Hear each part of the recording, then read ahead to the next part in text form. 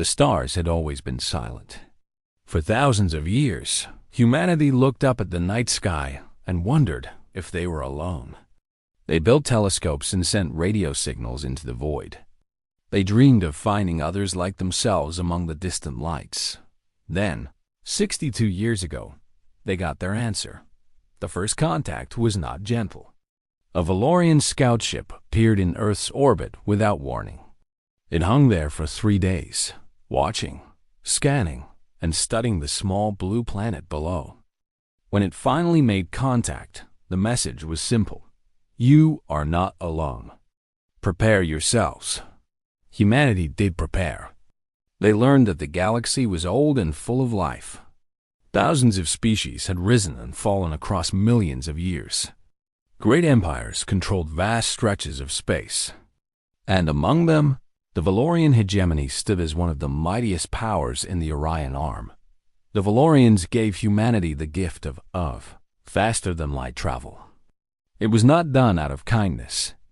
The hegemony had a practice of uplifting young species, teaching them just enough to be useful, and then absorbing them into their empire as servant races. They called it guidance. Other species called it conquest with extra steps, but humanity proved to be different. They took the technology and ran with it.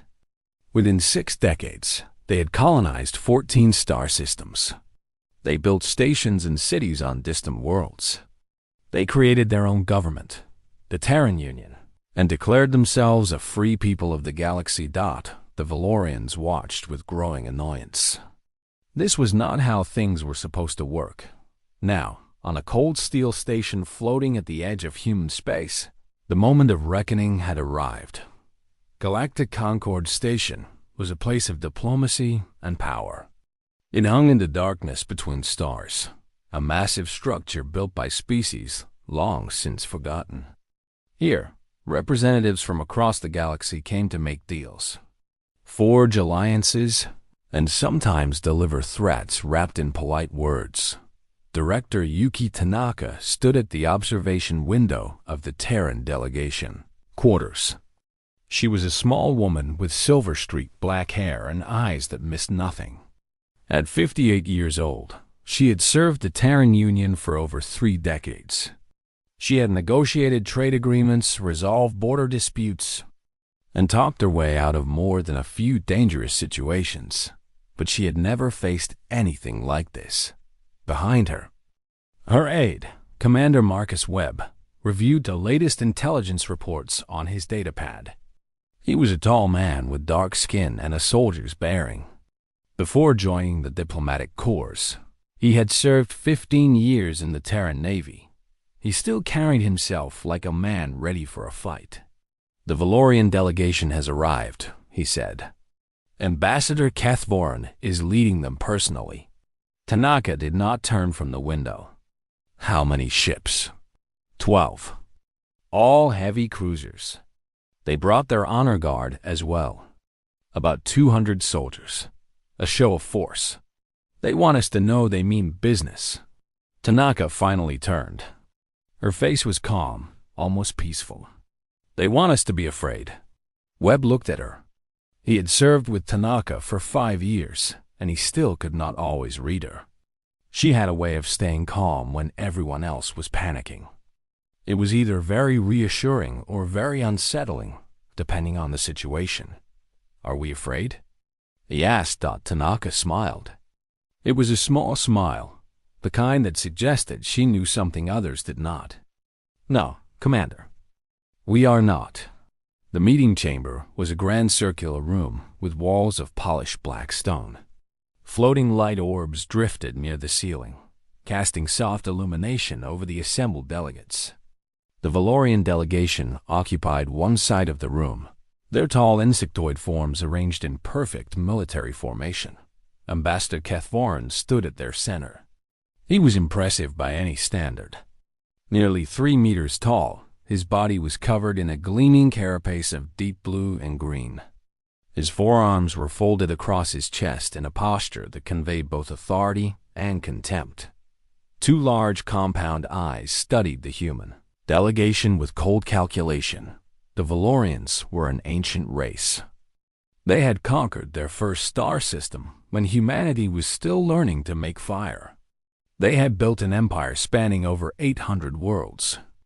They had crushed rebellions, absorbed younger species, and eliminated threats without mercy. To them, humanity was a minor annoyance, a problem to be solved. Tanaka entered the chamber with only Commander Webb at her side. She wore the simple gray uniform of the Terran Diplomatic Service. No medals, no decorations, nothing to suggest power or importance. Next to the towering, armored Valorians, she looked almost fragile. Kethvorin's mandibles clicked in what might have been amusement. His translator device converted the sound into words. Director Tanaka, how kind of you to come personally. I had expected your government to send someone of greater stature. I speak with the full authority of the Terran Union, Tanaka replied. Her voice was steady and clear. Whatever you have to say, you may say to me. Very well. Kethvorin gestured, and one of his aides stepped forward with a data crystal. This contains the terms of integration. Your species will become a protectorate of the Valorian hegemony. You will provide resources, labor, and military support as required. In exchange, you will receive our protection and guidance. Webb's jaw tightened, but he said nothing. Tanaka took the crystal and examined it briefly before placing it in her pocket. And if we decline? She asked. Kethvorin leaned forward slightly. His compound eyes seemed to glow in the soft light. Director, let us not play games. Your species controls 14 systems. We control over 800. Your largest warship is barely 300 meters long. Ours are measured in kilometers. You have no allies, no fleet, and no hope of standing against us. He paused, letting the words sink in. If you decline, we will be forced to pursue realignment. Your worlds will be occupied. Your leaders will be replaced. Your people will serve the hegemony, whether they wish to or not. The only question is how much suffering you wish to endure before accepting the inevitable. The chamber fell silent. The Valorian soldiers stood like statues, their weapons ready. The message was clear. This was not a negotiation. It was a surrender demand. Tanaka stood very still for a long moment. Then, slowly, she nodded. I understand your position, Ambassador. You have made it very clear. Kethvorin's mandibles clicked again. Then you accept? I did not say that. The ambassador's posture shifted slightly. It was the first sign of uncertainty he had shown. Director, I advise you to consider carefully. Pride is a luxury you cannot afford. I am not speaking from pride, Tanaka said. I am speaking from authority. The Terran Union does not accept ultimatums. We do not surrender our freedom, and we do not bow to threats. Kethvorin's voice hardened. Then you choose destruction. I choose nothing yet. Tanaka took a step forward. Despite the vast difference in their sizes, she met the ambassador's gaze without flinching. The Galactic Concord has laws, does it not? Any species may address the full assembly before matters of war are decided. That right is reserved for sovereign powers. And we are a sovereign power. We have not joined your hegemony. We have not submitted to anyone. By Concord law, we have the right to speak. Kethvorin was silent for several seconds. His compound eyes moved slightly, processing this unexpected development. The human was correct. The old laws of the Concord did grant speaking rights to any independent species. It was a formality, usually ignored, but it was still on the books. You wish to address the assembly? He asked. I do. In 3 cycles, the full assembly will convene for the seasonal gathering. We will present our response then. All delegations are invited to attend. This is a delay tactic. This is our right. Tanaka's voice remained calm. Unless the hegemony wishes to violate Concord law in front of the entire galaxy, The challenge hung in the air. Kefvarn knew that refusing would make the hegemony look like bullies and lawbreakers. The other powers of the galaxy were always watching for signs of weakness or overreach. A violation of Concord law could shift alliances and create new enemies. Finally, he made a sound that the translator rendered as a sigh. "Very well, Director. You shall have your 3 cycles. Present whatever speech you wish to the Assembly. It will not change the outcome. We shall see." "Yes, we shall." Kefvarn turned to leave, then paused. "I will give you one piece of advice, human. When you stand before the Assembly, do not embarrass yourselves. Accept your fate with dignity. History remembers those who know when to surrender." Tanaka watched him go. Only when the Valorian delegation had left the chamber did she allow herself a small breath. Webb stepped closer. "Director, what just happened? We bought ourselves 3 days. That's not enough time to build a fleet or find allies." Tanaka looked at him. That small, knowing smile returned to her face. "Commander, who said anything about building a fleet?" "I don't understand." "You will." She pulled out her personal comm device and entered a secure code. The connection took only seconds to establish. On the other end, a voice answered. "Admiral Chun here." "Admiral, this is Director Tanaka. We have 3 cycles. Is Prometheus ready?" There was a pause. When Chun spoke again, there was something in his voice that might have been anticipation. "She's been ready for 20 years, Director. We've just been waiting for the right moment. The moment has arrived. Prepare for full deployment. I want every ship in position before the Assembly convenes." "Understood." "And Director? It's going to be one hell of a show." The connection ended. Webb stared at Tanaka with confusion and the beginnings of hope.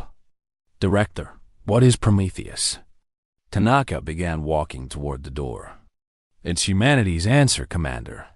60 years of work, hidden in the darkest corners of space where no one thought to look.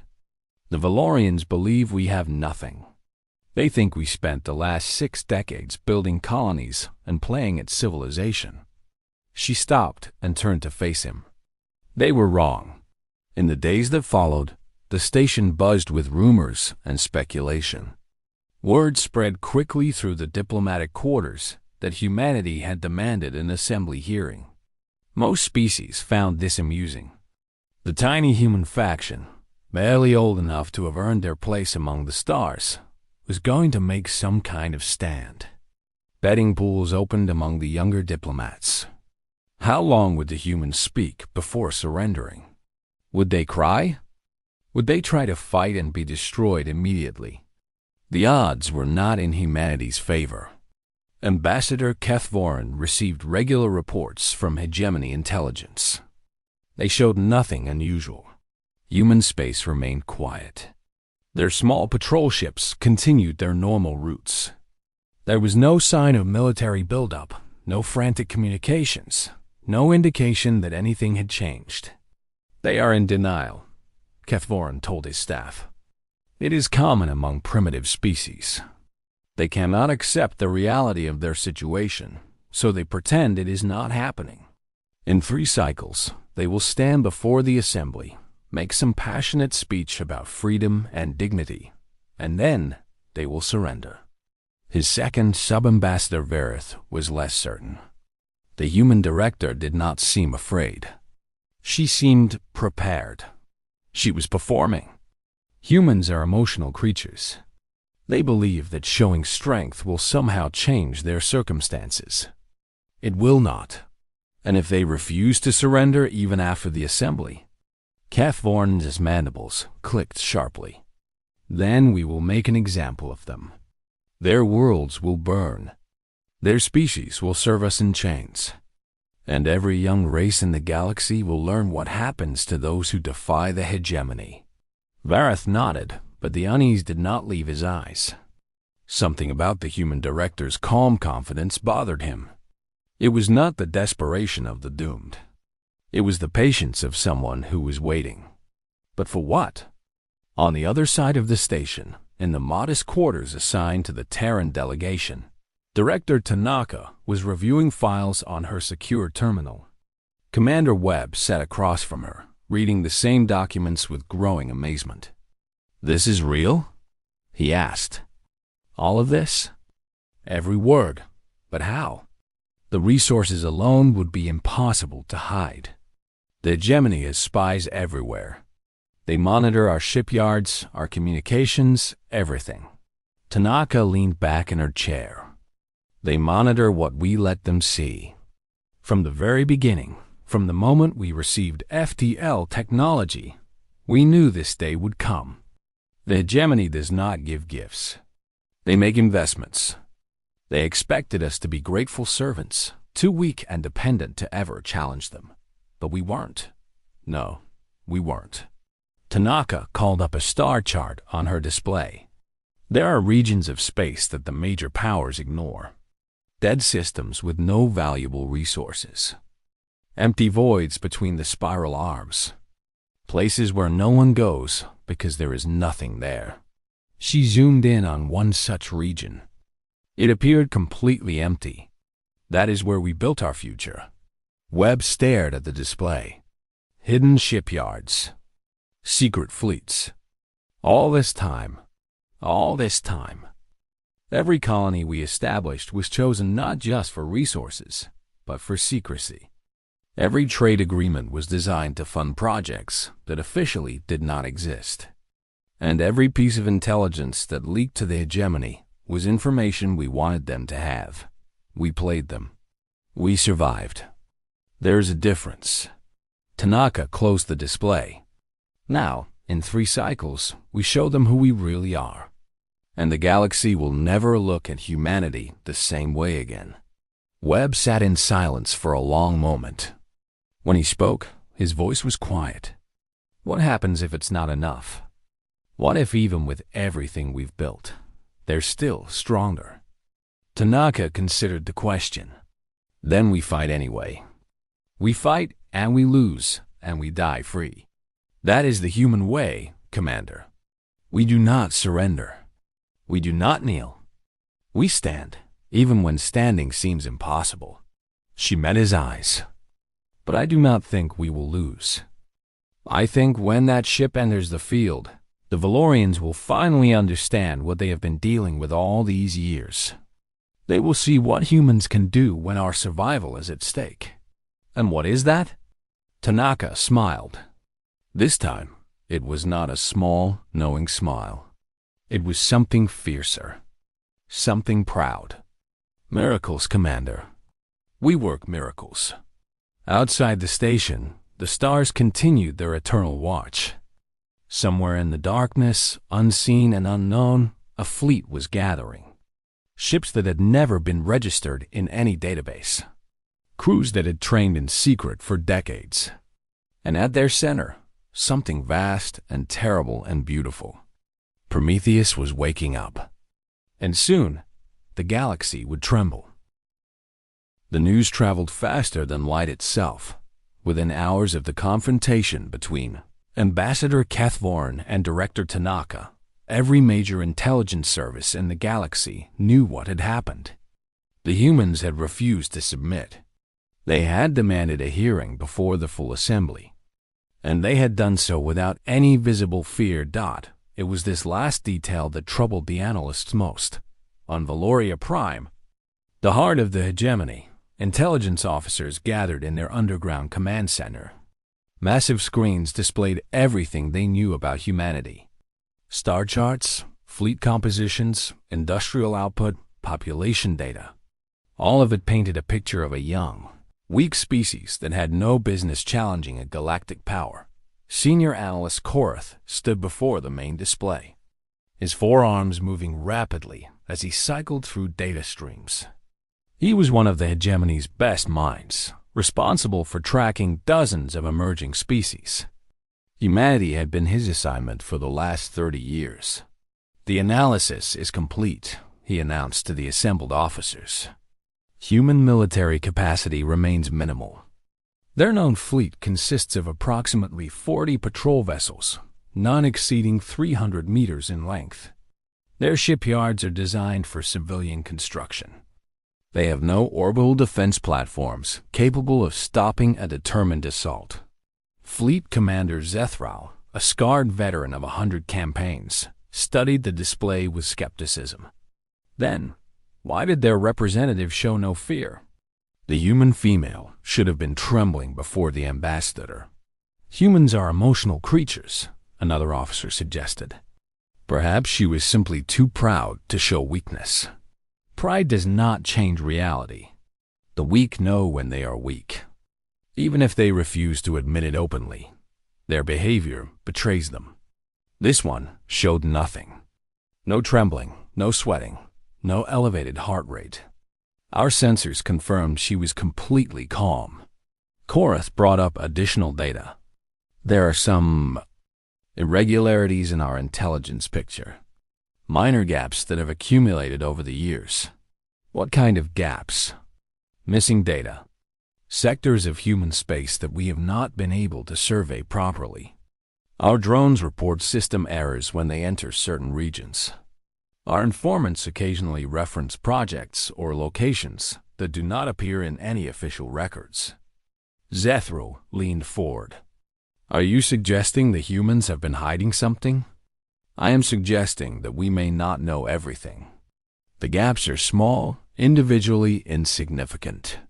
But taken together, they form a pattern of deliberate concealment. That would require resources they do not have. Building secret facilities, maintaining hidden projects, all while our surveillance systems watch their every move. Impossible. Korath hesitated. Perhaps.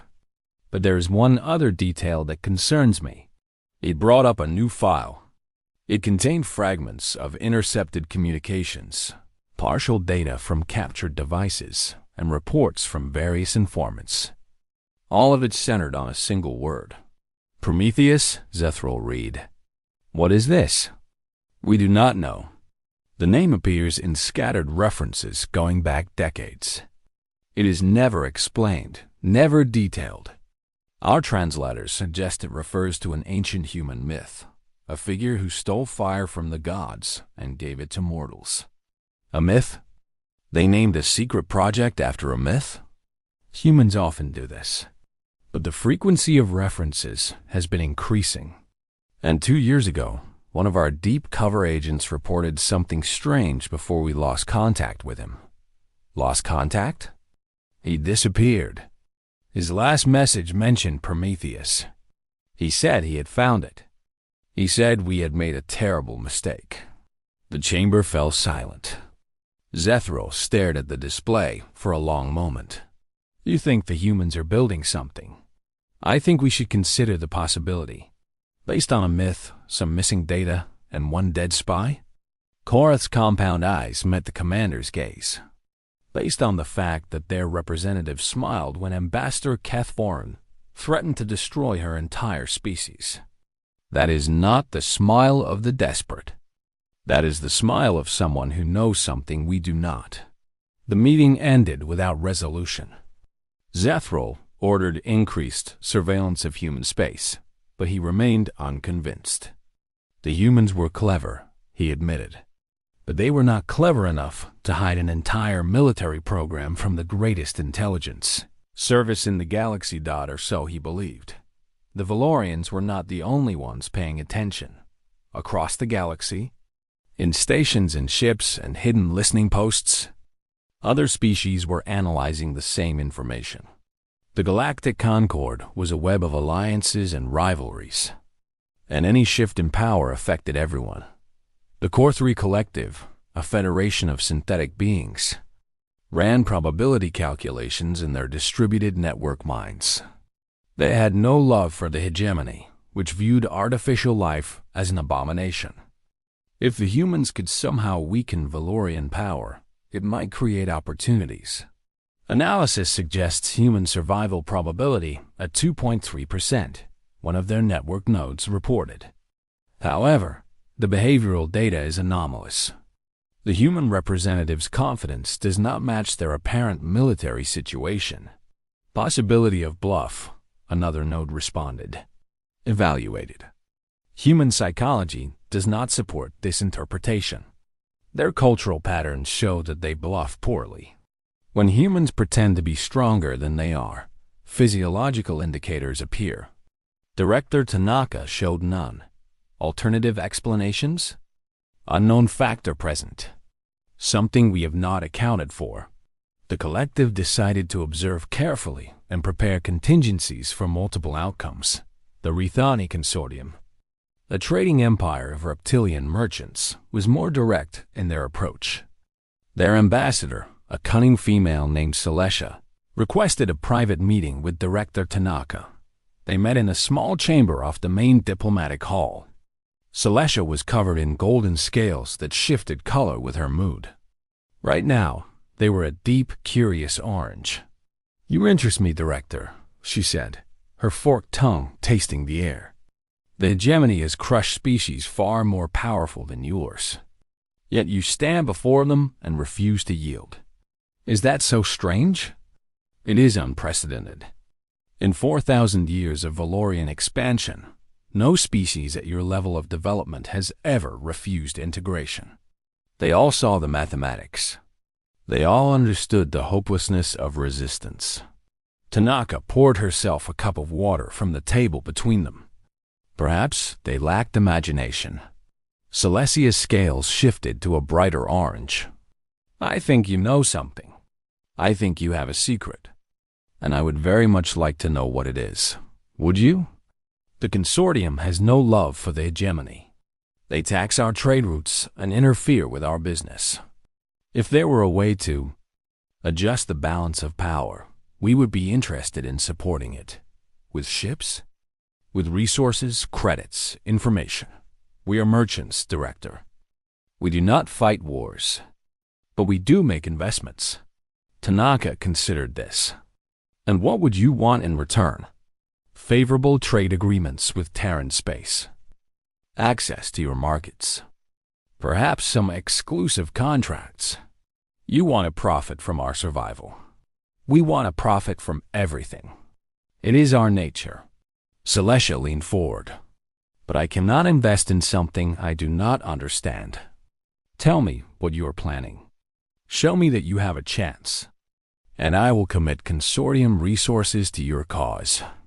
Tanaka was silent for a long moment. Then she smiled. "Ambassador Celestia, I appreciate your interest.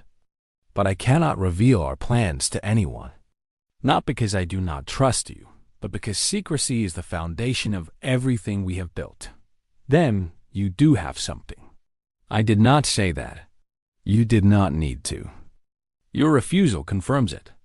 Celestia's scales turned a satisfied green. "Very well, Director. Keep your secrets. But know this. When the assembly convenes and your plan is revealed, the consortium will be watching. And if you succeed, we will be the first to offer our friendship. And if we fail, then we will express appropriate regret and continue trading with the hegemony as before.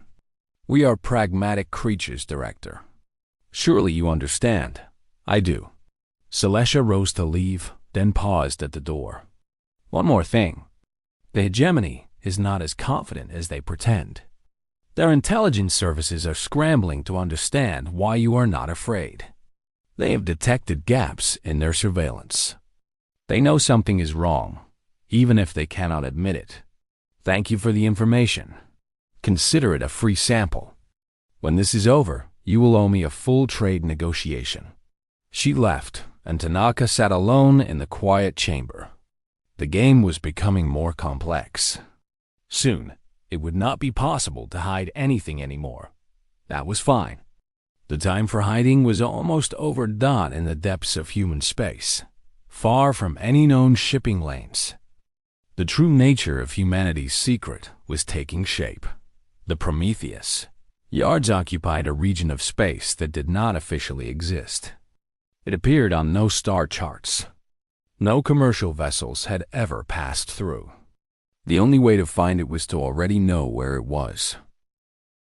Admiral James Shun stood on the observation deck of the command station, looking out at the greatest project in human history. He was an older man with iron gray hair and the kind of face that had seen too much to be surprised by anything. He had served in the Terran Navy since its founding.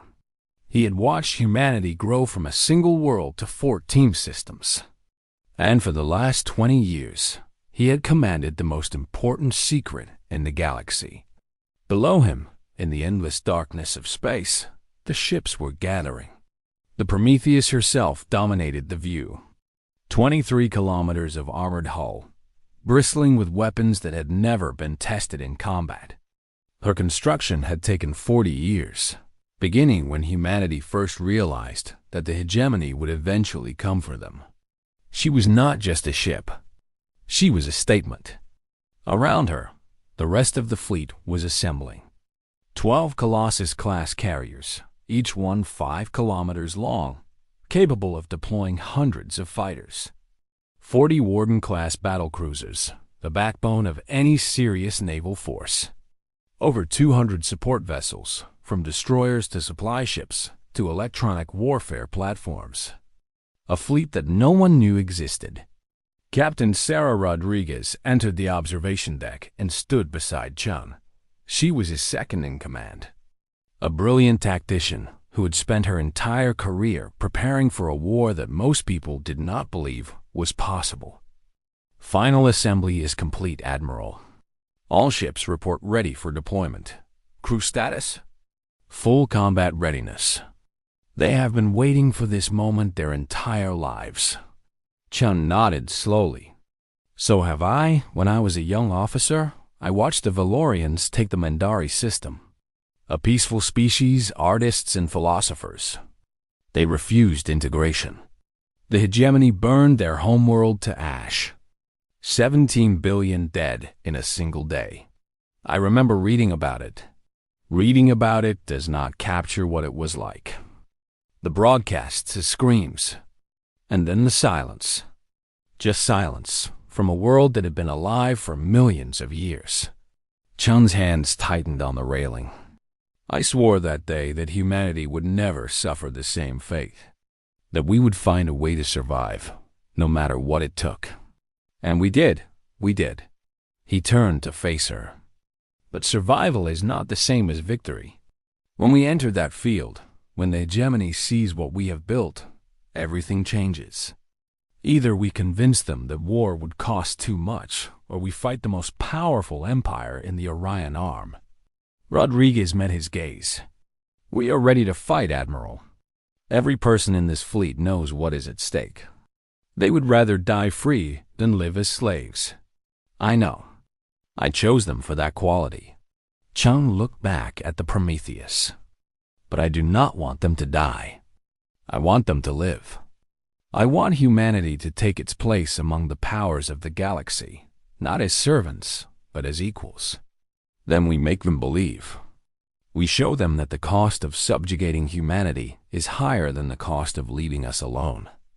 That is the plan. Chun smiled slightly.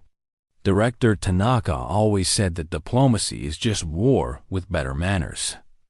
I suppose we are about to test that theory. A communication alert chimed. Rodriguez checked her device. Admiral, message from Director Tanaka. She confirms the timeline. We are to deploy in 48 hours. Understood. Begin final preparations. All ships to departure stations. Yes, sir. She left, and Chun stood alone on the observation deck. The fleet stretched out before him, dark and silent and waiting. Soon, they would light their engines and cross the galaxy. Soon, they would announce themselves to a universe that had underestimated them for 60 years. The Valorians believed they were dealing with primitives. They believed humanity had nothing but pride and empty words. They were about to learn otherwise. Back on Concord Station, the atmosphere was changing. As the final hours before the assembly approached, the diplomatic quarters filled with tension and speculation. Delegations from dozens of species gathered in common areas, exchanging rumors and theories. The human situation was the topic of every conversation. "They will surrender," a Valorian official declared confidently. "The speech will be dramatic, full of human emotion, but in the end, they will accept reality." "I am not so sure," a Corthery observer replied. "Our analysis suggests hidden factors. Something does not fit." "Your analysis is flawed. The humans have nothing. Our intelligence is comprehensive." "Is it?" "Then explain the gaps." "What gaps?" "The regions of human space that your drones cannot enter. The projects that your informants cannot find. The agent who disappeared after mentioning something called Prometheus." The Valorian officer's mandibles clicked with irritation. "Minor anomalies. Every intelligence operation has gaps. It does not mean the humans are hiding a secret fleet. It does not mean they are not." Across the station, similar conversations were happening. The galaxy was divided between those who expected a quick human surrender and those who sensed something more complicated. Director Tanaka remained in her quarters, preparing her speech. Commander Webb brought her regular updates on the fleet's progress. Everything was proceeding on schedule. "Director," Webb said during one briefing, "the consortium ambassador has been spreading rumors. She is telling everyone that we have a secret, that we are planning something unexpected. Good, good, good. She's raising expectations. If we do not deliver something dramatic, we will look like fools." Tanaka looked up from her work. "Commander, in 12 hours, we are going to reveal the largest secret military buildup in galactic history. I think we can meet expectations." Webb paused. "Fair point. The more uncertainty we create now, the better. Let them wonder. Let them speculate. When the truth is revealed, the shock will be even greater. And if the hegemony decides to attack before the assembly, if they decide not to take any chances, they will not. Ambassador Kethorn is too proud. He wants to humiliate us in front of the entire galaxy. He wants to watch us beg for mercy before his peers. An attack before the assembly would deny him that pleasure. You are gambling on his pride. I am gambling on his arrogance. It is a safe bet. The Valorians have been the dominant power in this region for thousands of years. They have never faced a true challenge. They cannot even imagine that a species like ours could threaten them." Webb nodded slowly. "And after the assembly? After they see what we have? Then we will see what they are truly made of. Either they will recognize that destroying us would cost too much, or they will decide that their pride is worth any price." Tanaka's expression hardened. "If they choose war, we will give them one they will never forget. Can we win? Honestly, I do not know. The Prometheus is powerful, but the hegemony controls 800 systems. They can replace any losses we inflict. In a long war, they would eventually overwhelm us. Then, what is the point? The point is that we are not trying to destroy them. We are trying to make them understand that destroying us would be too expensive. Every ship they lose, every system we threaten, every year the war drags on costs them resources and prestige. Their other rivals will see weakness. Their subject species will see opportunity. The hegemony maintains power through the perception of invincibility. If we crack that perception, even slightly, everything changes." Webb sat in silence, processing this. Finally, he spoke. "Director, I have to admit something. When you first told me about Prometheus, I did not believe it. It seemed impossible. How could we hide something so massive for so long? We had help. Help?" Tanaka smiled. "Not every species in the galaxy loves the hegemony.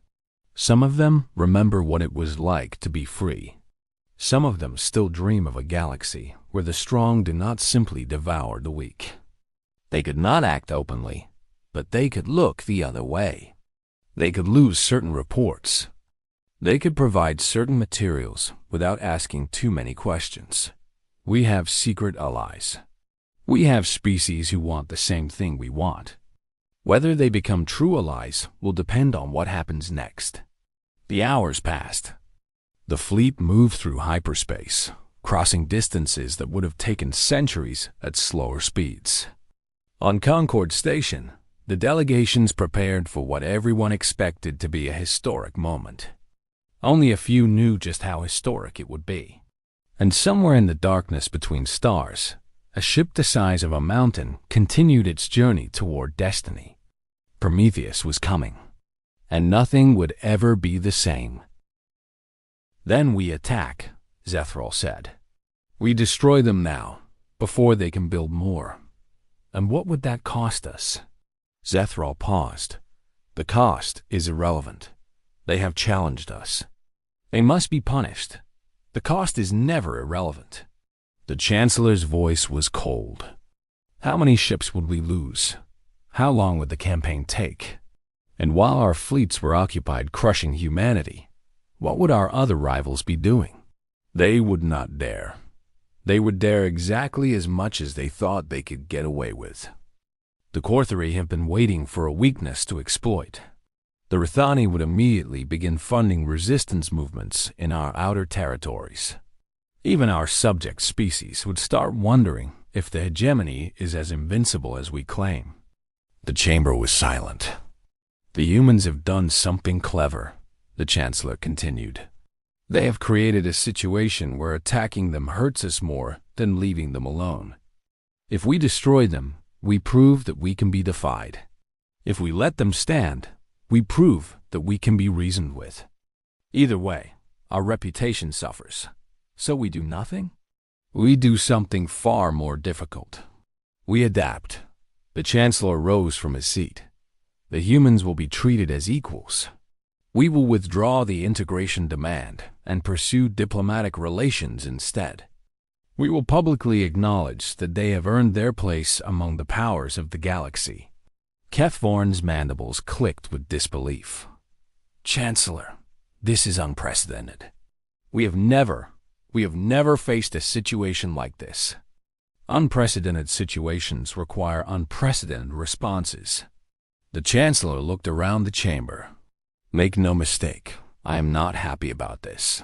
The humans have embarrassed us. They have exposed weaknesses in our intelligence and our assumptions. There will be consequences for those failures. Several officers shifted uncomfortably. But the survival of the hegemony is more important than our pride. We will accept reality, as we have always done, and we will begin quietly preparing for the future. The humans have shown us that the galaxy is changing. We must change with it or be swept away. The decision was made. The hegemony would not go to war. Back at Concord Station, the diplomatic situation was evolving rapidly. Ambassador Celestia of the Rithani Consortium was the first to officially approach the Terran delegation. She found Director Tanaka in the observation lounge, watching the Prometheus through the transparent walls. Director, I must admit, I am impressed. Tanaka turned to face her. Ambassador, I was wondering when you would appear. I told you I would be watching. I did not expect such a spectacular performance. Celestia's scales shifted to an admiring purple. The consortium is prepared to open immediate trade negotiations. We believe a partnership with humanity could be extremely profitable for both parties. How quickly things change. An hour ago, you were offering support that might not materialize. An hour ago, you were an unknown quantity. Now you are a proven power. Celestia smiled, showing sharp teeth. The consortium adapts to new realities. It is how we survive. And the hegemony? Are they adapting as well? They are in crisis. Our sources indicate that the Council is in emergency session. There is talk of war, but cooler heads seem to be prevailing. Tanaka nodded. Good. We do not want war. We want to be left alone to build our civilization in peace. Peace is profitable. The consortium approves. Celestia moved closer. But I must ask, Director, how did you do it? 60 years of deception, right under the hegemony censors. It should have been impossible. Should it? Tanaka's expression gave nothing away. The hegemony believed we were primitives who could never threaten them. That belief made them careless. They saw what they expected to see, and they never looked deeper. But the resources, the materials, you could not have built all of this with just what you produced yourselves. No, we had help. From who? Tanaka smiled. Ambassador, I will share many things with the consortium. That is not one of them. Celestia's scales turned a thoughtful blue. Fair enough. Every power has its secrets. But I hope you understand that the consortium's interest in humanity is not purely commercial. You have upset the balance of power in this region. Many species will be watching to see what you do next. We will try not to disappoint them. See that you do not. Celestia bowed. I look forward to a long and profitable relationship, Director. She left, and Tanaka was alone again with the view of her ship. The Prometheus hung in space like a guardian angel, silent and patient and waiting. Her presence changed everything. As long as she existed, humanity could not be ignored or dismissed or threatened into submission. Commander Webb entered the lounge. Director, Admiral Chun is requesting a private channel. He says it is important. Tanaka nodded and activated the communication console. Chun's face appeared on the screen. Admiral, congratulations on a successful deployment. Thank you, Director. But I have news that you need to hear. Go ahead. Chun's expression was serious. Our long-range sensors have detected Valorian fleet movements.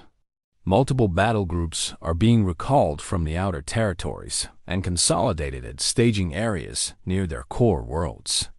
Are they preparing to attack? I do not believe so. The movements are defensive in nature. They are pulling back to protect their most important systems, not positioning for an assault on human space. Tanaka considered this. They are scared. More than scared. They are genuinely uncertain. For the first time in thousands of years, the hegemony is facing an enemy they are not sure they can defeat. Chun paused. But, Director, there is something else. Something that concerns me more. What is it? The Prometheus has been scanning the Valorian vessels since we arrived. We have gathered a significant amount of data on their technology and capabilities. That is good, surely. It is, but the data also reveals something unexpected. The Valorian ships are old. Most of them are centuries old, using designs that have not changed significantly since before humanity achieved spaceflight. They have not needed to innovate. They have been the dominant power for so long that no one challenged them. Exactly. And that means they are vulnerable. Not just to us, but to anyone willing to push back against them. The Prometheus is not the only ship the galaxy could build. Other species could do what we did, if they had the will and the resources. Tanaka understood what he was saying. You are worried that we have started something we cannot stop. I am worried that we have started something no one can stop. The galaxy has been stable for a long time, with the hegemony maintaining order through fear. We have broken that fear. Now every species that ever resented Valorian control will be thinking the same thought. If the humans can do it, why not us? That was always the risk. Yes, but seeing it become real is different from discussing it in theory. Chun's face was troubled. Director, I am proud of what we have accomplished. I believe we did the right thing. But I also know that the future we have created will be more dangerous, more chaotic, and more uncertain than anything that came before. Tanaka was quiet for a moment. Then she smiled. Admiral, humanity has never been afraid of uncertainty. We have never been afraid of danger. We have faced every challenge the universe threw at us and found a way to survive. And if this challenge is too great, then we will face it together. Not just humanity, but every species that believes in freedom. Every civilization that refuses to kneel. Tanaka's voice was firm. We did not build the Prometheus just for ourselves. We built her as a symbol, a promise that the galaxy does not have to be ruled by fear. Chum nodded slowly. I hope you are right, Director. So do I, Admiral. So do I. The communication ended, and Tanaka stood alone in the observation lounge. Outside, the Prometheus continued her silent vigil. The stars burned in the endless darkness, ancient and unchanging. But for humanity, for the galaxy, everything had changed. The old order was ending. The hegemony's grip on power was weakening. And in the chaos that would follow, anything was possible. Humanity had taken its first step onto the galactic stage. Now, they would see where that step led them. The grand chamber of the Galactic Concord had stood for over 50,000 years. Its builders were long gone, vanished into the mists of history like so many species before them. But their creation remained, a monument to ambition and unity that had outlasted empires. The chamber was carved from a single asteroid, hollowed out and shaped into a perfect amphitheater that could hold representatives from every known civilization today. It was full. Thousands of delegates filled the tiered seats, their forms as varied as the stars themselves. Some were massive, requiring special platforms to support their weight. Others were tiny, sitting in clusters of dozens on single chairs. Energy beings floated in containment fields. Aquatic species swam in transparent tanks. Hive minds communicated through millions of tiny bodies that moved as one. This was the Galactic Concord in its full glory. 2,000 species, representing trillions of beings across countless worlds. They came together 4 times each cycle to discuss matters of shared importance. Trade agreements, territorial disputes, scientific discoveries, and the never-ending dance of power that defined galactic civilization. But today, everyone knew, was different. Today, humanity would answer the Valorian ultimatum. Director Yuki Tanaka stood in the preparation chamber below the main floor. She was dressed in the formal uniform of the Terran Union, a simple gray suit with the Earth insignia on her collar. No medals, no decorations, nothing to distract from the words she was about to speak. Commander Webb entered and handed her a datapad. Final confirmation from Admiral Chun. The fleet is in position. They will arrive on your signal. Tanaka took the pad and read the message. 3 words. Ready when you are. She smiled and tucked the pad into her pocket.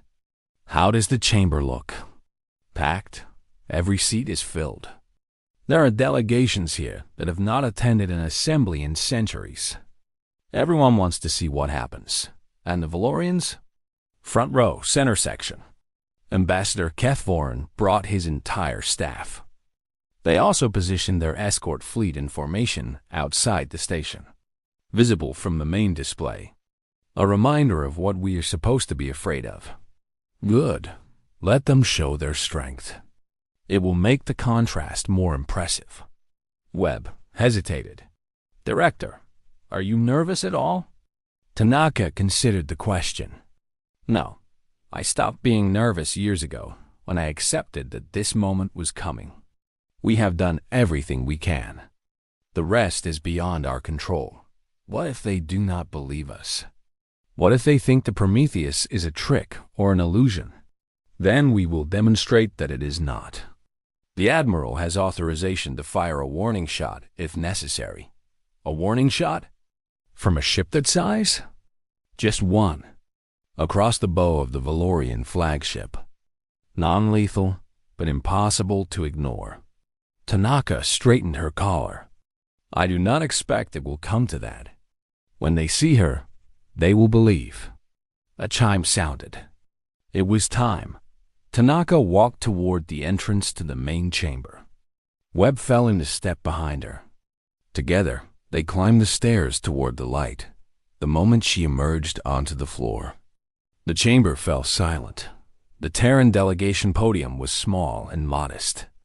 positioned at the far edge of the speaking area. It had been assigned to humanity decades ago when they first joined the Concorde as observers. No one had expected them to ever use it for anything important. Tanaka walked to the podium with measured steps. She could feel thousands of eyes upon her, alien senses analyzing her every movement. Some of those eyes were curious. Some were hostile. Some were simply waiting to see what entertainment the doomed humans would provide. At the center of the chamber, on a raised platform that dominated the speaking area, Ambassador Kethvorn sat in his delegation's place of honor. His compound eyes tracked Tanaka's approach. His mandibles moved slightly, a Valorian expression of amusement. The presider, an ancient being of crystalline form that had moderated the assembly for 800 years, chimed for attention. The assembly recognizes the delegation of the Terran Union. Director Yuki Tanaka will address the chamber regarding the matter of Valorian integration. Director, you may speak. Tanaka bowed to the presider. Then she turned to face the assembled species. Honored delegates, she began. I stand before you at a moment of great importance for my people. 3 cycles ago, the Valorian hegemony delivered an ultimatum to the Terran Union. Submit to integration, they said, or face destruction. Join their empire as servants, or be crushed beneath their fleets. She paused, letting the words settle. This is not a new story. Many of you know it well. You have seen species face this choice before. You have watched them calculate the odds, measure their strength against the might of the hegemony, and conclude that resistance is futile. You have watched them kneel. Her gaze swept across the chamber. Today, I bring you a different answer. A murmur rippled through the assembly. Kethvorn's mandibles stopped moving. The Terran Union does not accept the Valorian ultimatum. We do not accept integration. We do not accept servitude. And we do not accept the premise that the strong have the right to subjugate the weak simply because they can. This is foolishness. Kethvorn's voice boomed through the chamber as he rose from his seat. Director Tanaka, you are condemning your species to destruction. Do you understand what you are saying? I understand perfectly, Ambassador. And I am not finished. The presider chimed. Ambassador Kethvorn, the director has the floor. You will have an opportunity to respond. Kethvorn's carapace darkened with anger, but he sat down. His eyes never left Tanaka. The Valorian hegemony believes that might makes right, Tanaka continued. They believe that their 800 systems and their massive fleets give them the authority to dictate terms to younger species. They believe that we are primitives, too weak and too foolish to resist their demands. She smiled. They are wrong. Director, this is pathetic, Kethvorn interrupted again. You have no fleet. You have no allies. You have nothing but words and empty pride. If you wish to die for your arrogance, that is your choice. But do not waste the Assembly's time with fantasy. I assure you, Ambassador, this is no fantasy. Tanaka pulled her cum device from her pocket. The gesture was small, almost casual, but something in it made the chamber go quiet. For 60 years, humanity has prepared for this moment. From the day we received faster-than-light technology, we knew that the hegemony would eventually come for us. We knew that they saw us as servants to be collected, not equals to be respected. And we knew that if we wanted to survive as a free people, we would need to build something the galaxy had never seen. Lies, Kethvorn hissed. We have monitored your every movement. Your shipyards produce civilian vessels. Your military consists of patrol craft. You have nothing. We have exactly what we wanted you to see. Tanaka's voice hardened. Every piece of intelligence you gathered, every report you received, every spy you planted in our space reported exactly what we allowed them to report. You saw our public face. You never saw what was behind it. The murmurs grew louder. Delegates were leaning forward, Sensors focused on the small human at the podium. "What are you saying?" Kethvorin demanded. Tanaka raised the cum device. "I am saying that the Terran Union has not been idle these 60 years. I am saying that we have built something in the darkness, in the spaces between stars, where your surveillance could not reach. And I am saying that the time has come to reveal what we have made." She pressed a button. "Admiral Chun, you may enter the field." For a moment, nothing happened. The chamber was silent, delegates exchanging confused glances. Kethvorin's mandibles clicked with derision. "Is this your response? An empty gesture?" "Director, if you are trying to," he stopped. On the massive display screen that dominated one wall of the chamber, the view of space outside the station flickered. The Valorian escort fleet hung there, 12 heavy cruisers in perfect formation. Behind them, the distant stars glittered peacefully. Then the stars began to dim. It started at the edge of the display, a shadow creeping across the void. The distant lights seemed to fade, as if something vast was blocking them. Sensors across the station started to flash warnings. Energy readings spiked to impossible levels. And then space itself seemed to tear open. Up. Hyperspace emergence of that magnitude should have been impossible. The energy required to open such a portal was beyond anything in known physics. But there it was, a wound in reality large enough to swallow moons. Something was coming through. The first thing visible was light, a burning blue-white radiance that pulsed from within the portal. Then came the shape, a wall of metal that seemed to have no end. It emerged slowly, impossibly slowly, because its size defied comprehension. The delegates watched in stunned silence as the ship revealed itself. 20-3 kilometers of hull, armored plating that could withstand planetary bombardment, weapon systems that covered its surface like scales on a dragon, engine arrays that burned with the fury of captured stars. The UE's Prometheus had arrived. The Valorian escort fleet, which moments ago had seemed so imposing, looked like toys beside her. The largest of their cruisers could have fit inside one of her hangar bays. Her shadow fell across the station itself, and the lights dimmed as her mass disrupted local power systems. Kethvorin stood frozen at his podium. His compound eyes had expanded to their maximum size, a Valorian expression of total shock. His translator device made small clicking sounds as it tried to process words he was not speaking. "That," Tanaka said quietly, "is the Prometheus. She is humanity's first Titan-class vessel.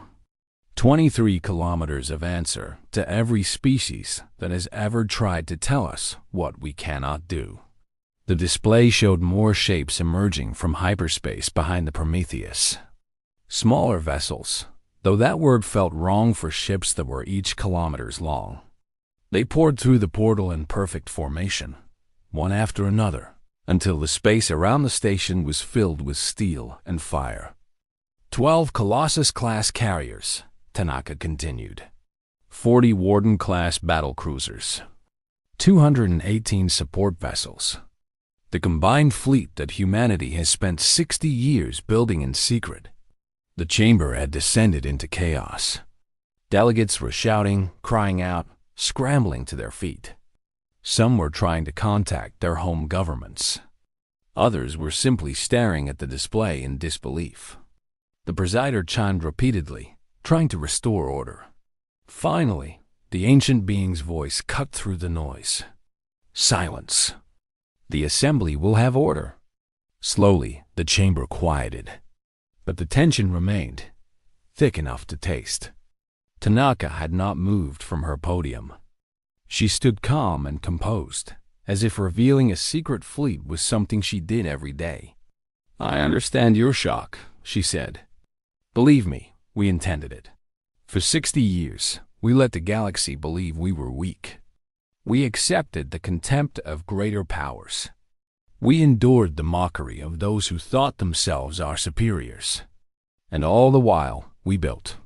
She turned to face Kethvorin directly. "Ambassador, You asked me if I understood what I was saying when I rejected your ultimatum. I understood perfectly. I was saying that the Terran Union is not a species of servants waiting to be collected. We are a power unto ourselves, and any empire that tries to subjugate us will pay a price in blood and fire that they can barely imagine. Kethvorn found his voice. It was rough, shaken, nothing like the smooth confidence he had shown before. This changes nothing. The hegemony controls 800 systems. We have fleets that dwarf even this. This display. If you force us to war, we will. You will what, Ambassador? Destroy us? Tanaka shook her head. Perhaps you could in time. Perhaps you have the resources to grind us down over decades of conflict. But what would it cost you? How many ships would you lose? How many systems would we strike before you finished us? She gestured at the display. The Prometheus is not just a warship. She is a symbol. And right now, every species in the galaxy is watching. They are seeing that the mighty hegemony was fooled by primitives. They are seeing that a species barely 60 years into the galactic community has produced something that makes your escort fleet look like children's toys. You are threatening us? I am offering you a choice. The same choice you offered us, just reversed. Tanaka's voice was cold now, hard as steel. You can accept the Terran Union as an equal member of the galactic community. You can withdraw your ultimatum and acknowledge that humanity is not yours to command. And in exchange, we will maintain peaceful relations and explore opportunities for mutual benefit. Or we fight. And while you might eventually win, the victory will be hollow. Your other rivals will see your weakness. Your subject species will see their chance. The hegemony has maintained power through the perception of invincibility for thousands of years. We have cracked that perception. Once cracked, it cannot be repaired. The chamber was silent. Every delegate was watching, waiting to see how the hegemony would respond. Kethvorn stood motionless. His mind was racing through possibilities, calculating options. The human was right about one thing. This moment was being watched by everyone. Whatever he did next would shape the hegemony's reputation for generations. If he attacked and succeeded, they would be seen as bullies who crushed a brave upstart. If he attacked and failed, or even if he won at great cost, they would be seen as vulnerable. Either way, the damage was done. This is not over, he said finally. The hegemony will need to consult. This development changes the situation considerably. Take all the time you need, Ambassador. The Prometheus is not going anywhere. Kethvorn turned and strode out of the chamber. His delegation followed, mandibles clicking in confused agitation. The Valorian presence at the assembly had collapsed in minutes. The presider chimed once more. The Valorian delegation has withdrawn. Does the Terran delegation have anything further? Tanaka nodded. Only this. The Terran Union came to this assembly not to threaten, but to demonstrate. We do not seek war. We did not build this fleet to conquer. We built it because the galaxy taught us that the weak are consumed. We refuse to be weak. She looked out at the assembled species. To every delegation watching, to every species that has ever felt small before the great powers of the galaxy, we say this: you are not alone. The Terran Union stands ready to support any species that wishes to remain free. We will oppose any empire that tries to subjugate others through force alone. And we will build a future where might does not make right. She bowed to the presider. Thank you for your time. And with that, she turned and walked out of the chamber. Behind her, the chaos resumed.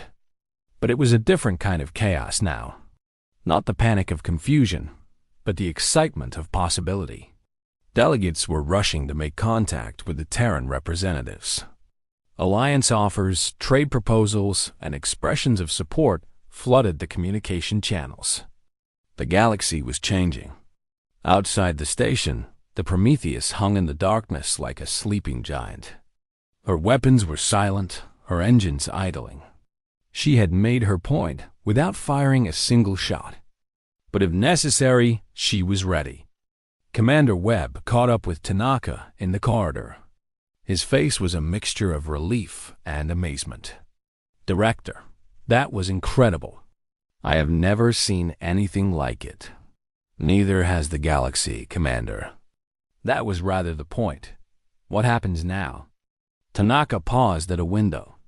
Through the transparent wall, she could see the distant shape of the Prometheus, a dark silhouette against the stars. "Now we wait. The hegemony will need time to process what just happened. They will debate, argue, threaten, and eventually they will accept reality. We are not servants to be collected. We are equals, whether they like it or not. And if they choose war anyway, then we fight." Tanaka's expression was calm, almost peaceful. "But I do not think it will come to that. The hegemony has survived for thousands of years by being practical above all else. They will recognize that subjugating humanity is no longer worth the cost." Webb nodded slowly. "I hope you are right." "So do I, Commander." "So do I." She turned from the window and continued down the corridor.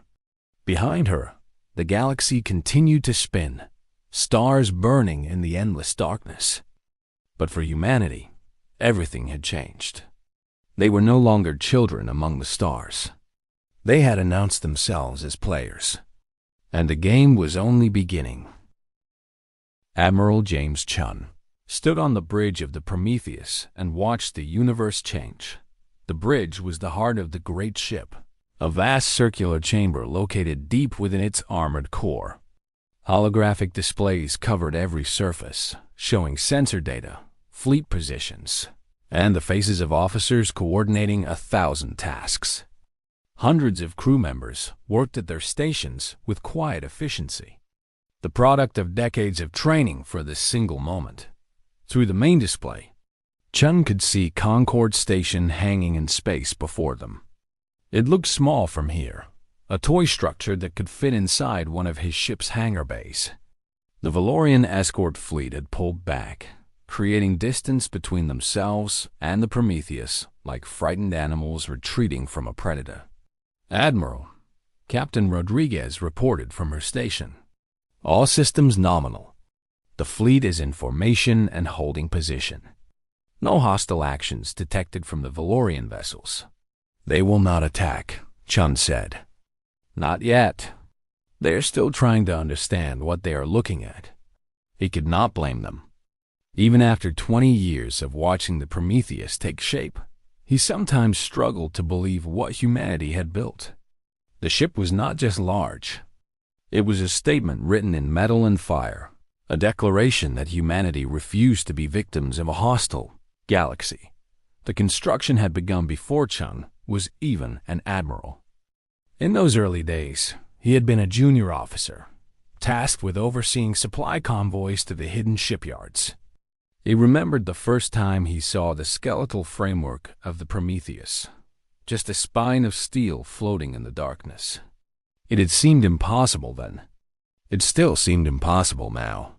"Message from Director Tanaka, sir," a communications officer announced. "The assembly is in recess. The Valorian delegation has withdrawn to consult with their home government." "Acknowledged. Send the director my compliments and tell her that Phase 1 is complete." "Yes, sir." Chun turned to Rodriguez. "What is the mood of the fleet?" Rodriguez smiled. "Relieved, sir.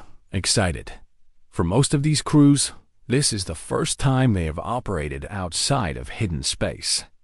They have spent their entire careers training for a battle they were never sure would come. Now they are here, and the galaxy can see them. And the enemy has not fired a shot." "No, sir." "Not yet." Chun nodded. That was the best possible outcome. The Prometheus was powerful, perhaps the most powerful single vessel in the known galaxy. But she was not invincible. The hegemony had resources that humanity could not match. In a prolonged war, numbers would eventually tell. That was why the reveal had to be dramatic. It was not enough to show strength. They had to show overwhelming, terrifying, undeniable strength. They had to make the hegemony believe that attacking humanity would cost more than they could afford. So far, it seemed to be working. "Admiral," Rodriguez said quietly. "Permission to speak freely?" "Granted. Do you think they will back down?" "The Valorians, I mean. They have been the dominant power in this region for thousands of years. Walking away from humanity, accepting us as equals, it goes against everything they believe." Chun considered the question. "The Valorians are not fools, Captain. They are arrogant, yes. They are cruel and dominating and convinced of their own superiority. But they have survived for millennia by being practical. They know when a fight is worth the cost. And this fight is not? Would you want to fight us? Would you want to send your fleets against a ship that could shatter planets?" Chun gestured at the displays around them. "The Prometheus is just the beginning. She carries manufacturing facilities that can produce smaller vessels. Our Colossus carriers each hold hundreds of fighters. Our battle cruisers are armed with weapons that make conventional armaments look like children's toys." He turned to face Rodriguez directly. "The hegemony could defeat us, eventually, but it would take years. Decades, perhaps. And during that time, every other power in the galaxy would be watching. The Korthari, the Rethani, all the species that resent Valorian dominance. They would see the hegemony bleeding, weakening, vulnerable. By the time they finished with us, they might face a dozen new enemies. So we are betting that they will choose survival over pride. We are betting that they will do what they have always done: survive." Chun's expression was unreadable. "But we are also prepared for the alternative. If they choose to fight, we will give them a war unlike anything the galaxy has ever seen." On the observation deck of the Prometheus, a different kind of gathering was taking place. Senior officers from across the fleet had assembled to witness the historical moment. They stood in clusters, watching the displays and discussing what came next.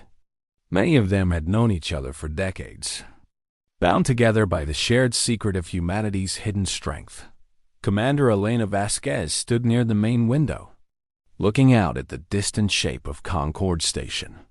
She was the Prometheus's chief tactical officer, responsible for coordinating the ship's weapon systems. In theory, she could destroy cities with a single command. In practice, she hoped she would never have to dock. Captain Marcus Stone joined her at the window. He commanded the UES Defiance, one of the Colossus-class carriers, and had known Vasquez since their academy days. "Quite a view," he said. "Not the view I expected to see when I signed up for the Navy. What did you expect?" Vasquez smiled. "I thought I would be patrolling shipping lanes and escorting colony vessels. Maybe fighting pirates if we were lucky. I never imagined this. None of us did." Stone looked out at the gathered fleet. "Do you know what I thought when I first saw the construction plans for the Prometheus?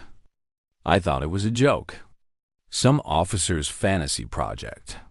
That would never be built. And now you are, commanding a carrier that would make that fantasy look modest. The universe has a strange sense of humor." They stood in companionable silence for a moment, watching the stars.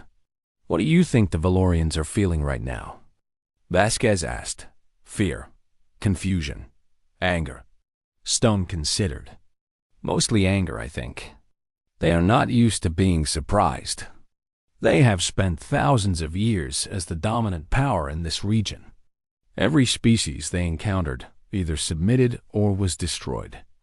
And now these humans, these children barely out of their cradle world, have revealed something that threatens everything they believe.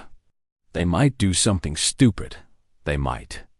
That is why we are staying at full readiness. But I do not think they will. The Valorians are survivors. They will swallow their pride and accept reality. And if you are wrong?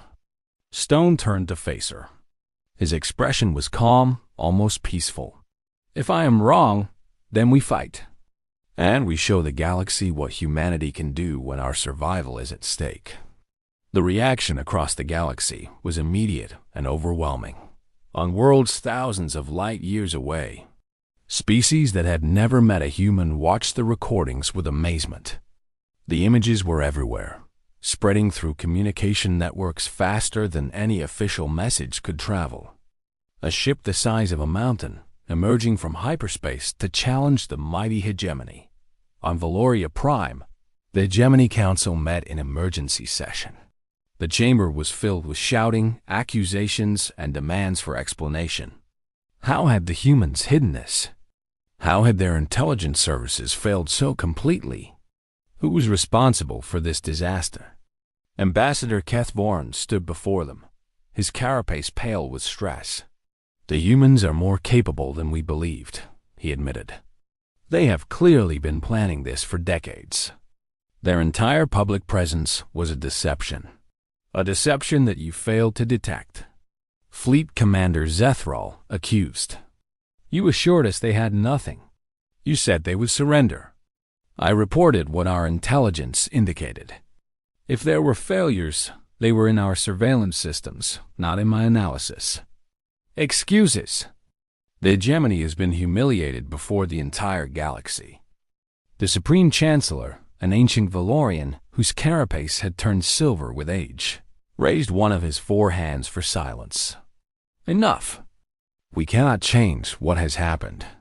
The question now is what we do next. The chamber quieted.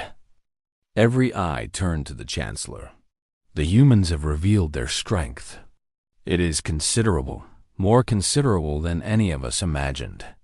But it does not change the fundamental truth. We are still the hegemony. We still control 800 systems. We still have fleets that outnumber theirs 1,000 to 1. 3 months had passed the day humanity revealed itself to the galaxy. The Prometheus still held her position near Concord Station, a constant reminder of the new reality that every species now had to accept. She had become a landmark, a destination for ships from across the galaxy that came to see the legend with their own senses. Some came out of curiosity. Some came out of fear. All of them left with a new understanding of what humanity was capable of. Director Yuki Tanaka stood on the observation deck of the station, watching the steady stream of vessels that passed through the region. So much had changed in so little time. The galaxy she had known her entire life, the galaxy of ancient powers and helpless younger species, was transforming before her eyes. The Valorian hegemony had officially withdrawn their integration demand 2 weeks after the assembly. The announcement was careful and diplomatic, framed as a recognition of humanity's development rather than a retreat. But everyone knew the truth. The hegemony had been forced to back down for the first time in thousands of years. The consequences were still rippling outward. Commander Webb entered the observation deck with a datapad. He looked tired but satisfied.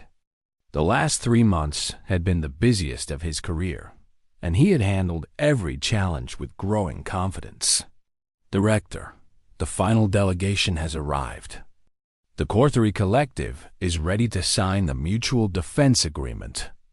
Excellent. That makes 17 species in the new alliance. 18, if you count the Mandari refugees. Tanaka smiled. The Mandari were a special case. Their homeworld had been destroyed by the hegemony centuries ago, but survivors had scattered across the galaxy, living as refugees and outcasts. When humanity offered them a place in the new alliance, they had wept with gratitude. Finally, someone was willing to stand up for those who could not stand for themselves. How are the negotiations with the consortium? Productive. Ambassador Celestia is driving a hard bargain, but she is fair. The trade agreement should be finalized by the end of the week. Good. What about the hegemony? Any new developments? Webb's expression sobered. Intelligence reports indicate continued consolidation of their forces. They are pulling back from some of their outer territories, focusing on their core systems. There are also rumors of internal conflict. Some factions want to accept the new reality. Others are pushing for a military response. The War faction? Led by Fleet Commander Zethral. He believes the hegemony should strike now, before humanity can build more ships and recruit more allies. He argues that every day they wait makes the eventual conflict more costly. Tanaka considered this. And what do our analysts think? They believe Zethral is dangerous, but unlikely to prevail. The Supreme Chancellor has committed to a diplomatic approach, and most of the Council supports him. Unless something changes dramatically, the hegemony will continue to pursue peaceful coexistence. Unless something changes. Tanaka repeated the words thoughtfully. That is the uncertainty we have to live with, Commander. We have created a new balance of power, but balance is fragile. It can be disrupted by a single event, a single decision, a single act of desperation. Then what do? We prepare. We strengthen our alliances, build our defenses, and stay vigilant. And we hope that the hegemony's practical nature continues to outweigh their wounded pride. Webb nodded. It was not a satisfying answer, but it was an honest one. The galaxy had become a more uncertain place. All they could do was face that uncertainty with open eyes. On board the Prometheus, Admiral Chun was conducting a very different kind of meeting. He had gathered his senior officers in the main conference room. A chamber that could have held 100 people, but today contained only a dozen. These were the people who had built humanity's secret strength, who had spent their lives preparing for a moment that might never come. Now that the moment had come, they had to decide what came next. The construction bays are operational, Captain Rodriguez reported. We have completed the first of the new Warden-class battlecruisers. 2 more will be finished within the month. And the Colossus expansion? On schedule. We should have 4 additional carriers by the end of the year. Chum nodded. This was the true secret of the Prometheus, the detail that no one outside humanity's inner circle knew. She was not just a warship. She was a factory, a mobile shipyard, capable of producing new vessels from raw materials gathered in the depths of space. The hegemony had seen a single fleet. They did not realize that fleet could grow. What about crew training? Chun asked. Commander Vasquez answered. We have been running accelerated programs since the reveal. The initial shock brought a surge of volunteers. Everyone wants to serve on the ships that made the Valorians back down. Quality over quantity, Commander. I do not want crews that are merely enthusiastic. I want crews that are ready for whatever comes next. Understood, sir. We are being selective. The best candidates are being fast-tracked for command positions. Chun leaned back in his chair. Good, because we are not going to stop here. The Prometheus proved that humanity can stand against the great powers. Now we need to show that we can build something better than what came before. Something better? Captain Stone asked. A new order. Not an empire like the hegemony, built on fear and subjugation. An alliance of free species, working together for mutual benefit and protection. Chun's voice was thoughtful. That was always the goal, even before we laid the first plates of the Prometheus. We did not want to replace the hegemony. We wanted to make sure no one would ever need to fear them again. And if the hegemony decides to fight us anyway, then we fight. But we fight for something larger than ourselves. We fight for every species that ever wanted to be free. The officers exchanged glances.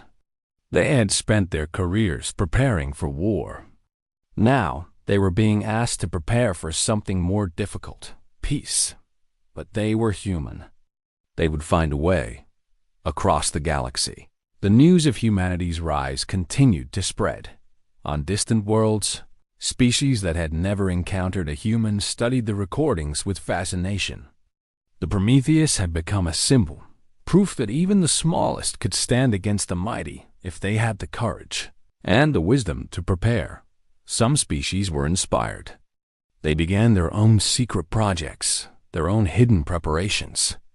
If humanity could do it, why not them? Others were frightened. They saw the chaos that humanity had unleashed and feared what would come next.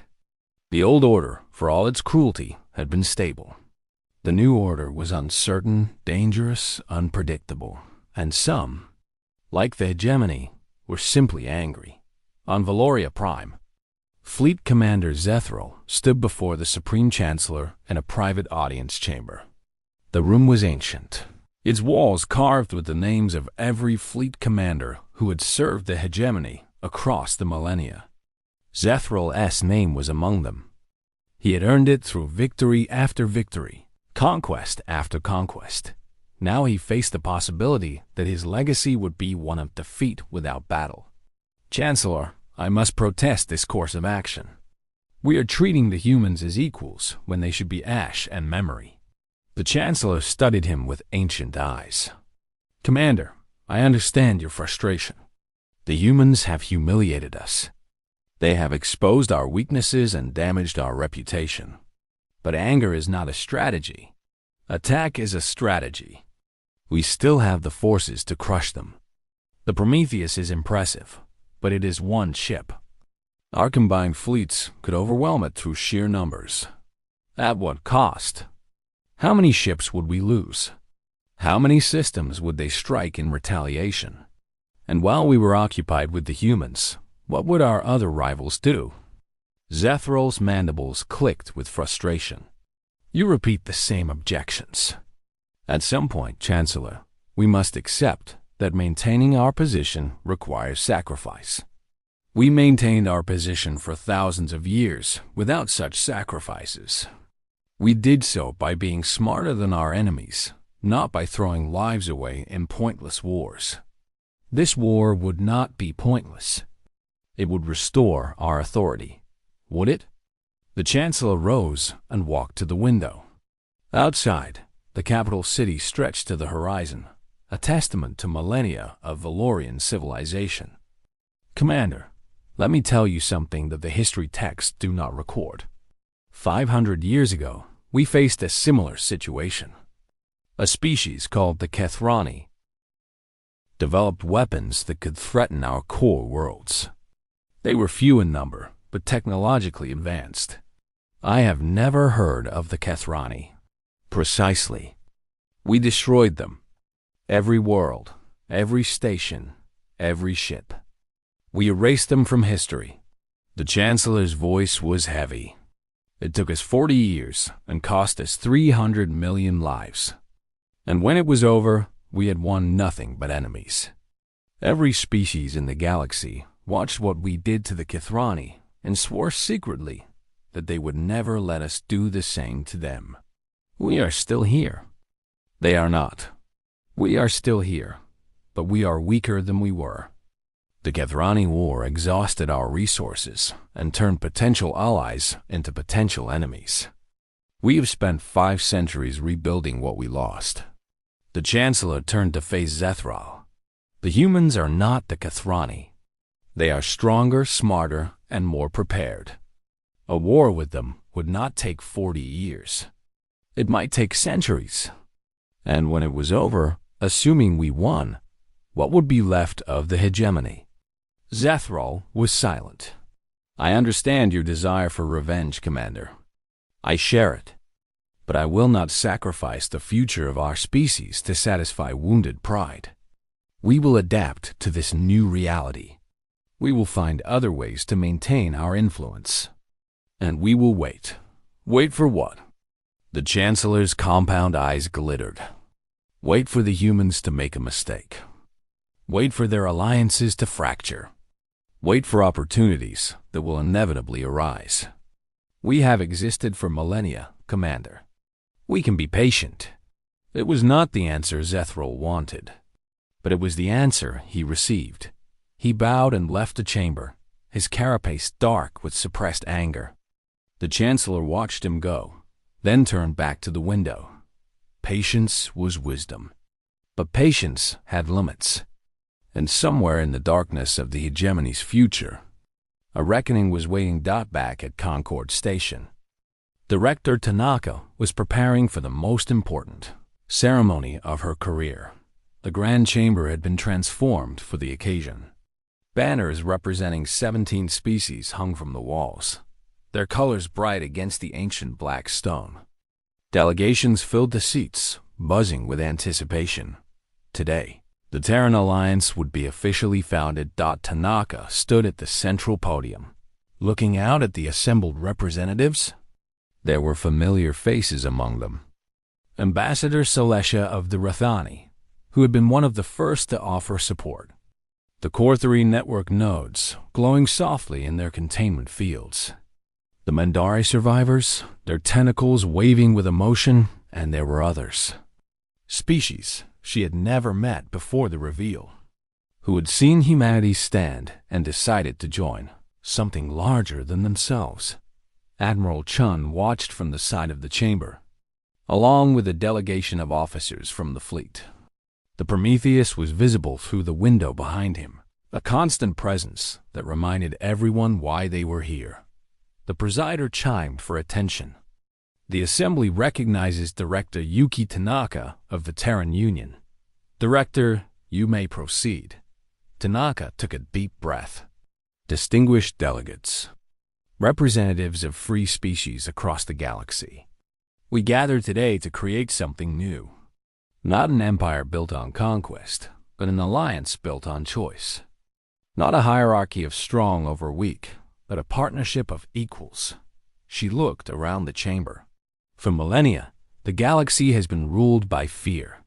The great powers have treated younger species as resources to be exploited or threats to be eliminated. They have told us that this is the natural order, that might makes right, that the strong will always dominate the weak. Her voice hardened. We reject that order. We reject the idea that power gives anyone the right to subjugate others. We reject the notion that the only options are submission or destruction. She gestured toward the window, toward the distant shape of the Prometheus. Humanity built that ship because we refused to accept the future that others tried to impose on us. We spent 60 years in secret, working and sacrificing and preparing, because we believed that a different future was possible. Today, we begin building that future. She activated a holographic display. A document appeared, written in a dozen languages, bearing the symbols of 17 species. The Charter of the Terran Alliance, a covenant between free peoples, promising mutual defense, shared prosperity, and collective security. Any species that signs this charter becomes part of something larger than themselves. They gain allies who will stand with them against aggression. They gain partners who will share knowledge and resources. And they gain a voice in shaping the future of the galaxy. Tanaka paused, letting the words sink in. I will not pretend that this alliance will solve all our problems. We will face challenges, disagreements, and dangers that we cannot predict. The old powers will not simply accept our existence. They will test us, probe for weaknesses, try to divide us. But we will face those challenges together, united. And when history looks back on this moment, they will see the beginning of a new era. An era when species of all sizes and all origins stood side by side and said, no more. No more fear. No more submission. No more accepting cruelty as the price of survival. She raised her hand. Who stands with humanity today? One by one, the delegations rose. The Rithani, the Core 3, the Mandari, species from across the galaxy, standing together for the first time. And outside the window, the Prometheus burned like a star, a guardian watching over the birth of something new. 3 months later, Director Tanaka received an intelligence report that troubled her.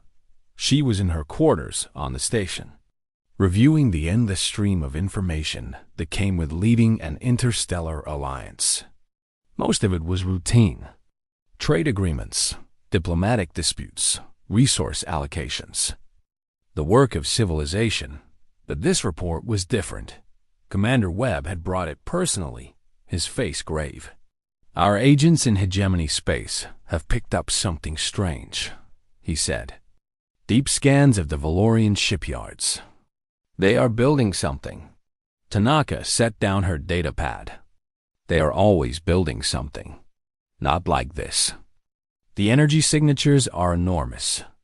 The construction bays have been expanded. Security has been increased tenfold. And our sources report that the project has a code name." "What code name?" Webb hesitated. "They are calling it Response." Tanaka felt a cold knot form in her stomach. "They are building their own Titan." "It appears so. Our analysts estimate it will take them at least 10 years to complete, maybe more. They are starting from scratch, and they do not have our head start. But they have more resources, more shipyards, more everything." "Yes." Tanaka rose and walked to the window. The Prometheus was still there, still standing guard. She looked at the great ship and thought about what was coming. 10 years, she said softly. "That is how long we have to prepare for the next phase. Director, if the hegemony builds their own Titan-class vessel, then we need to build more. And faster." Tanaka's voice was calm, but her mind was already racing. "Contact Admiral Chun. Tell him that the Prometheus construction bays are to begin accelerated production immediately. Every resource we have goes into expanding the fleet." "Yes, Director." Webb turned to leave, then paused at the door. "Director, do you think it will ever end? The building, the preparing, the waiting for the next threat." Tanaka considered the question. "I do not know, Commander. Perhaps not in our lifetimes. Perhaps never. The galaxy is a dangerous place, and we are still young. We have decades, centuries, perhaps millennia of challenges ahead of us. That seems exhausting." Tanaka smiled. "It is, but it is also who we are. Humanity has always faced challenges. We have always had enemies and obstacles and impossible odds. And we have always found a way to overcome them." She turned to face him. "We will not survive because we are the strongest or the oldest or the most numerous. We will survive because we never stop. We never give up. We never accept that the future is written by anyone but us." "And the hegemony? Their response project? Let them build their ship. Let them spend a decade creating their answer to the Prometheus. By the time they finish, we will have an entire fleet of Titans. And we will have allies who stand with us." Her expression hardened. "They wanted to make us kneel. They wanted to turn us into servants and erase everything that made us human. Instead, they taught us a valuable lesson. The only way to be safe in this galaxy is to be too dangerous to attack." She looked out at the stars, at the endless darkness that held so many threats and so many possibilities. "They wanted to make an example of us. Instead, we became something else." "What?" Tanaka smiled. It was not a soft smile. It was the smile of someone who had looked into the abyss and found a way to fight back. "We became the example. The proof that even the smallest can stand against the greatest. The hope that every oppressed species in the galaxy can look at and know that a different future is possible." She turned from the window. "That is our victory, Commander. Not just survival. Not just safety. Hope. We gave the galaxy something to believe in." And outside, in the endless dark, the Prometheus stood her silent watch. The first Titan dot, but not the last. Humanity had taken its place among the stars. They had faced the greatest power in the galaxy and refused to kneel. They had built an alliance of free species and created a new vision for the future. It was only the beginning. The galaxy was vast, and the challenges were endless. There would be wars and cry-sand moments when everything seemed lost. There would be sacrifices and struggles and costs that no one could predict, but humanity would